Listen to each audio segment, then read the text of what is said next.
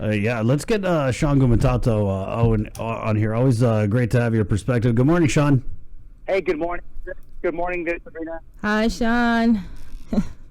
Hi. I tell you, I'm walking down Sumon right now, and it's another beautiful day in paradise, but pretty empty in our tourist district today. And that's an understatement. And it should be, right? Yeah. So we've now got an extension of the order. Shawn, let me ask you this: just first question: what can the government do to kind of reassure people and help them process that we're going to be essentially locked down for another 2 weeks? Well, three, considering we still got to get through this week. That's a great question. There's the toughest part for this whole thing, and I've been kind of pondering on it for the last couple of days. It's really going to be very difficult. Obviously, from the messaging that started last week to today, obviously it's gotten better, right? But the general public continues to struggle with believing, or at least the credibility of the administration today on the response. I'm staring right now at the Pacific Star Hotel. There is a lot of there's police, or I guess you call them medical folks, stopping the traffic coming in. But everyone that's driving by is pretty oblivious. They're just doing their thing, trying to get to work, or in some cases, they're just trying to maybe just move in and around Tumon. But it's going to be credibility, and I think people need to see the result of the closures and all this shelter in place. If it works, then we want to see it, and we want to make sure that the community is safe. And I think that's the reassurance moving forward. We're all going to be kind of saddled with over the next week, actually the next 2.5 weeks. Right. Shawn, how important is it for the governor's COVID-19 response team to be proactive in coming out with information versus what we have now, which is pretty much reactive? I will tell you, Chris, that I was fairly pleased with their response yesterday, but that was needed a week ago. And so then there's that tempo that, from an operational point of view, that the administration is doing everything that they can to kind of get to the ground on what's going on with this whole pandemic issue. If they did that early on. Okay, now let's go ahead and erase that for a second. But yesterday, what they need to tell us a little bit more is, and I think, Sabrina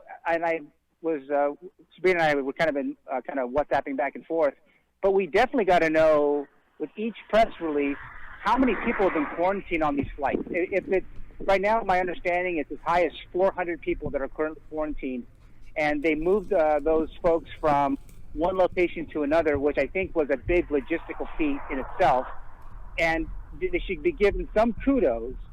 But again, from a planning point of view, they should have let us know a little bit early. And I think don't expect that the Pacific Star would be the only place that would be used over the course of the next couple of weeks, especially if it increases. But we're hoping that it'll come down, and then there's an ability for kind of some level of normalcy. But with the Pacific Star being used, that's almost like a symbol to our community that, hey, this issue is a little bit greater than we could have ever expected. Right. We moved to a big hotel, in other words. Exactly. I mean, yeah. I think people were a little taken aback by the Santa Fe or the Wyndham Hotel. But as soon as you go into the middle of the tourist district, it has a much different type of message. And is it, hopefully people are behaving themselves. I see people out on the terraces now enjoying the sun. I guess you mentioned earlier the best thing you can do is get some vitamin D, and I guess they're getting some of that now. But, this whole now it's a little bit different symbol of our response to COVID-19. Shawn, this kind of seems like something that, maybe we could have planned ahead. I mean, you look at how many flights we got coming in, how many passengers are going to be on those flights, how many rooms we're going to need. I don't know. Right. Is that a crazy assessment? No, it is. And I think that, when we think about our current tourism numbers, when they're averaging, I think the number roughly is 10,000 tourists a day are on Guam at any given time during the day. So, you plan accordingly. But when you remember this thing started to happen, we started seeing people leave. Fairly few were coming. So I've heard some estimates as low as 40%. Remember, they're still coming in. There's no question that tourists are still coming through the gates. They're quarantined and they don't seem to be averse to it. But you're looking maybe 5,000 is maybe as a rough estimate. But just think about that for a second, Chris and Sabrina. That if that many people are still coming in, Pacific Star, I don't think is going to be able to accommodate folks moving forward. Especially if they leave, hopefully they're not being replaced behind them with such restrictive quarantine efforts. All right. Okay, Shawn. Well, thanks a lot, Shawn. Hey, can you take some pics for us? I don't know if Bree wants. Yeah. We got you and Senator Moylan down there. You're our men in Tumon. Yeah, no, I'd be happy to. I think that the biggest thing is, as people are out and about, you can sense on the beach, especially a lot of social distancing. But there's normally a lot of people out there, but there isn't a lot today. Right. Very few, and then on the run, very few are even running. I think I might have walked or at least came into contact with at least 12 people the entire last hour or so. So it's a little light down here. Well, thanks, Shawn, for your perspective, and we look forward to talking to you always.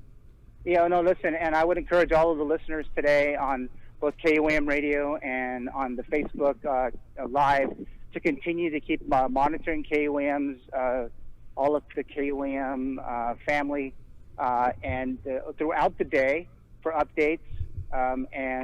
Again, it's better to be informed than not to be. And again, stay at home if you can. There's guys like myself and you guys that are having to work today. Obviously, we got to do what we have to do. But in terms of taking care of things, just be safe out there. Thanks, Shawn. Thanks, Shawn. Again, that was Shawn Gumataotao. He's actually a former anchor. Me and him, we got a comment here. Where is it? From Liz, Shawn and Sabrina, OG KUAM reunion. I used to watch these two on the news when I was a kid. Well, there you go. Showing your age there. Yeah, but he also was a lead PIO of the government of Guam from 2003 to 2011. He was the communications director for former Governor Felix Camacho and Lieutenant Governor Kaleo Moylan, and then again for Camacho and